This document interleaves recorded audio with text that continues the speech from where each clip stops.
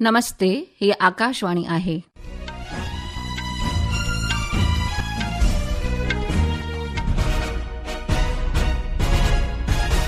हाणे तो ममता खूबचंदानीअ खां देश ऐं विदेश जा समाचार ॿुधंदा।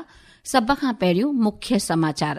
प्रधानमंत्री नरेंद्र मोदीअ अॼु नईं दिल्लीअ में मुख्य सेक्रेटरियुनि जे 5 राष्ट्रीय सम्मेलन जी सदारत कई। श्री मोदी सुभाणे बि सम्मेलन जी सदारत करण वारो आहे। ओलह बंगाल में वोटरनि जी फ़हरिस्त SIR जो ख़ासि तहक़ीक़ीअ सां नज़रसानीअ जो दौरु अॼु खां शुरू थियो। श्री गुरु गोविंद सिंह जो अॼु 359 प्रकाश पर्व मल्हायो पियो वञे। प्रधानमंत्री नरेंद्र मोदी सुभाणे सुबुह जो 11 बजे आकाशवाणी तां मन की बात प्रोग्राम में पंहिंजा वीचार वंडींदो।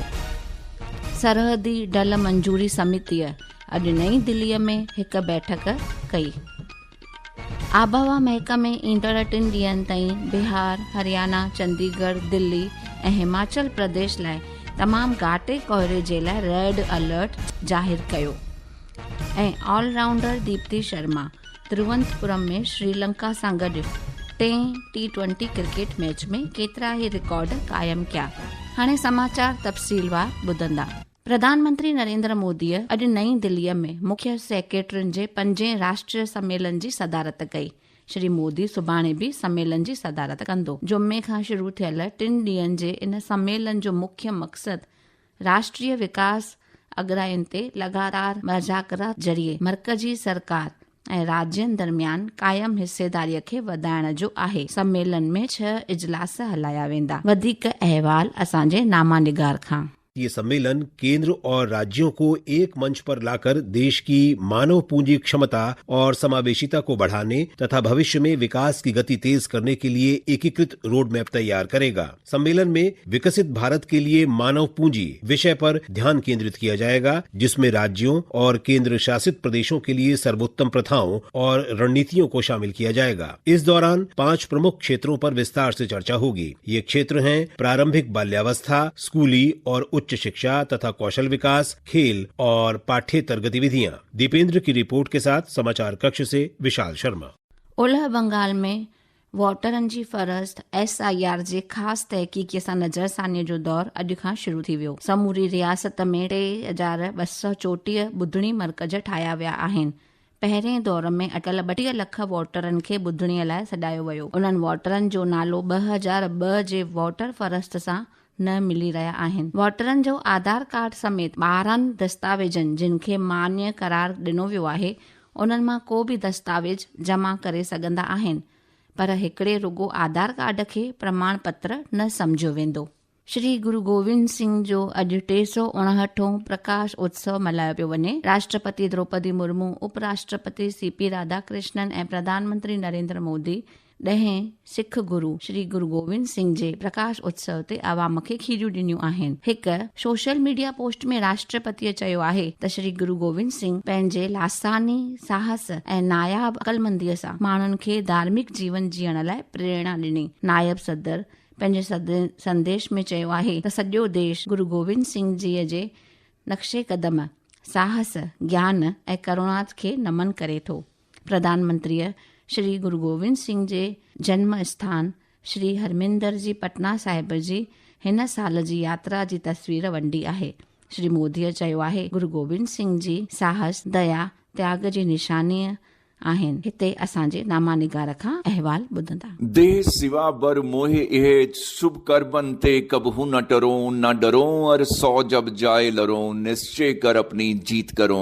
दसम गुरु श्री गुरु गोविंद सिंह जी का जन्म 1666 में पटना साहिब में श्री गुरु तेग बहादुर जी और माता गुजरी जी के घर हुआ था। पंजाब के श्री आनंदपुर साहिब जाने से पहले उन्होंने अपना शुरुआती समय यहीं बिताया। रागी जत्थे गुरुद्वारों में गुरु गोविंद सिंह जी के जीवन, उनके बलिदान और उनके बेटों और मां की शहादत को दर्शाते हुए शबद कीर्तन गायन कर रहे हैं। भारत और विदेश से हजारों श्रद्धालु गुरु जी की शिक्षाओं और इंसानियत को बचाने के लिए उनके परिवार के बलिदानों को याद करते हुए गुरुद्वारों में नतमस्तक हो रहे हैं। शिरोमणि गुरुद्वारा प्रबंधक कमेटी ने अमृतसर में श्री अकाल तख्त साहिब से एक नगर कीर्तन भी निकाला। अमृतसर में श्री हरमंदिर साहिब के हजूरी रागी भाई जुझार सिंह ने कहा कि गुरु गोविंद सिंह जी जुल्म के खिलाफ थे और उन्होंने इंसानियत की भलाई के लिए अपने पूरे परिवार का बलिदान दे दिया। ਅੱਜ ਦਸਮ ਪਿਤਾ ਗੁਰੂ ਗੋਬਿੰਦ ਸਿੰਘ ਜੀ ਮਹਾਰਾਜ ਇਹਨਾਂ ਦਾ ਆਗਮਨ ਪੁਰਬ ਹੈ ਔਰ ਮੈਂ ਸਾਰੇ ਸੰਸਾਰ ਨੂੰ ਹੱਥ ਜੋੜ ਕੇ ਵਧਾਈ ਦਿੰਦਾ ਵਾਂ। ਉਹਨਾਂ ਨੇ ਸਾਰਾ ਪਰਿਵਾਰ ਸਾਡੇ ਉੱਤੋਂ ਵਾਰ ਦਿੱਤਾ।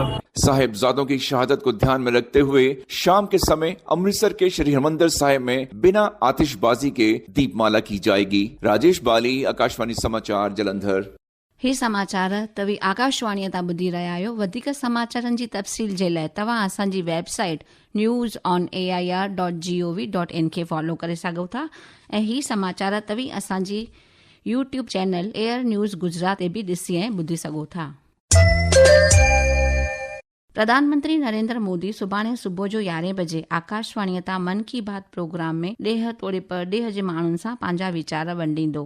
हीअ हिन रेडियो प्रोग्राम जी 129 कड़ी हूंदी। आकाशवाणी ऐं दूरदर्शन जे समूरे नेटवर्क AIR न्यूज़ वेबसाइट ऐं news on AR mobile app ते बि हिन खे नशर कयो वेंदो। सरहदी डल मंजूरी समितीअ अॼु नई दिल्लीअ में हिकु बैठक थी गुज़री। बैठक जो मक़सदु वास्तेदार पखनि जो विश्वास मजबूत करण जो हो। बैठक में मरकज़ी अणसिधी डल ऐं सरहदी डल बोर्ड जी मौजूदगी, नीतीअ ते डिजिटल पहलुनि ते सभिनी पखनि ते चर्चा थी। बैठक दौरान दिल्ली सरहदी डल जोन पारां कारोबारी सहजता खे वधाइण लाइ हिकु बार ॿीहर पंहिंजी वचनबद्धता दोहराई वई। आबहवा महकमे बिहार, हरियाणा, चंडीगढ़, दिल्ली ऐं हिमाचल प्रदेश में ईंदड़ 3 ॾींहनि में घाटे कोहरे जे लाइ रेड अलर्ट जारी कयो आहे। 1 जनवरी ताईं उत्तर ओभर ओडिशा, ओलह बंगाल जे जबलनि वारनि इलाइक़नि, सिक्किम ऐं उत्तराखंड जे कुझु हिस्सनि में घाटे कोहरे जा आसार आहिनि। सुभाणे झारखंड, उत्तर प्रदेश, बिहार ऐं उत्तराखंड में थधि जी लहर जा इम्कान आहिनि। 30 डिसंबर ताईं अंडमान ऐं निकोबार ॿेटनि ते गजगोर सां गॾु तेज हवाउनि जा आसार आहिनि। दिल्ली पुलिस पारां ऑपरेशन आगात जे तहत 280 खां वधीक मुजरिमनि खे गिरफ़्तार कयो वियो आहे। दिल्ली पुलिस जे रिपोर्ट जे मुताबिक़ इन अरसे दौरान 504 माण्हुनि खे पकड़ियो वियो ऐं 100 खां वधीकनि खे गिरफ़्तार कयो वियो। साल 2025 भारत जे विकास जे सफ़र में हिकु अहम कड़ी तौर मशहूर थींदो। हिन साल नीतीअ खे तरक़ीअ ऐं इरादनि में तब्दील कयो वियो। इज़राइल हिकु आज़ाद मुल्क तौर सोमालीलैंड, सोमालिया खां हिकु विछड़ियल इलाइक़े खे रस्मी तौर ते तस्लीम करण वारो पहिरियों मुल्क बणियो आहे। प्रधानमंत्री बेंजामिन नेतन्याहू चयो त इज़राइल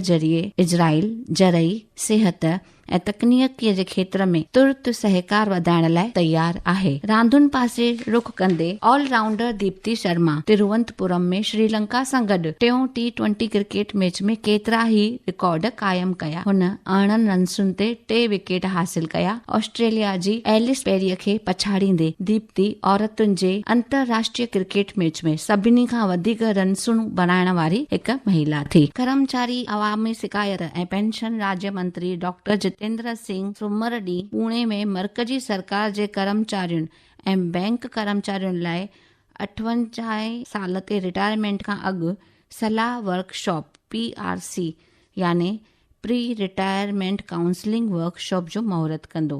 कर्मचारी अवामी शिकायत ऐं पेंशन वज़रा चयो त इहा वर्कशॉप पेंशन वठंदड़नि जी ज़िंदगीअ खे आसान बनाइण लाइ हिकु क्रांतिकारी कदम आहे। भारतीय जनता पार्टीअ कांग्रेस नेता राहुल गांधीअ ते देश ख़िलाफ़ कम कंदड़ घणनि ई एजेंसियुनि सां गॾजाणी करण जी तहमत मड़ी आहे। भाजपा जे तर्जुमान सुधांशु त्रिवेदीअ अॼु नई दिल्लीअ में अख़बार नवीसनि जे सम्मेलन में दावो कयो त राहुल गांधीअ जे सलाहकार सैम पित्रोदा अंजाने में कांग्रेस जे असली चेहरो बेनकाब कयो आहे। हाणे मुख्य समाचार हिकु भेरो ॿीहर ॿुधंदा। प्रधानमंत्री नरेंद्र मोदी अॼु नई दिल्लीअ में मुख्य सेक्रेटरियुनि जे 5 राष्ट्रीय सम्मेलन जी सदारत कई। श्री मोदी सुभाणे बि हिन सम्मेलन जी सदारत कंदो। ओलह बंगाल में वोटरनि जी फ़हरिस्त SIR जो ख़ासि तहक़ीक़ सां नज़रसानीअ जो दौर अॼु खां शुरू थियो।